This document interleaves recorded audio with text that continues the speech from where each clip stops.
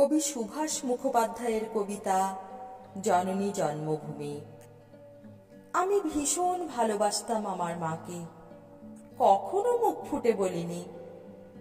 টিফিনের পয়সা বাঁচিয়ে কখনো কখনো কিনে আনতাম কমলা লেবু।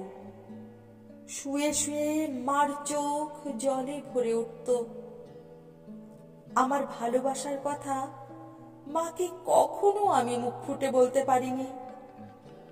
হে দেশ, হে আমার জননী, কেমন করে তোমাকে আমি বলি, যে মাটিতে ভর দিয়ে আমি উঠে দাঁড়িয়েছি, আমার 2 হাতের 10 আঙুলে তার স্মৃতি।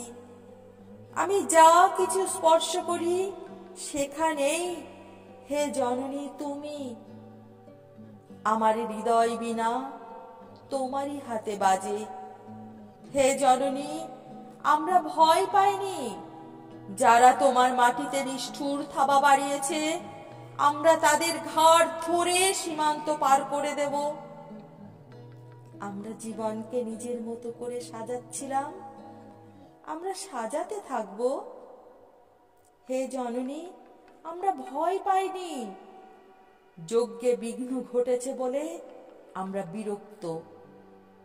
মুখ বন্ধ করে অক্লান্ত হাতে হে জননী আমরা ভালোবাসার কথা বলে যাব।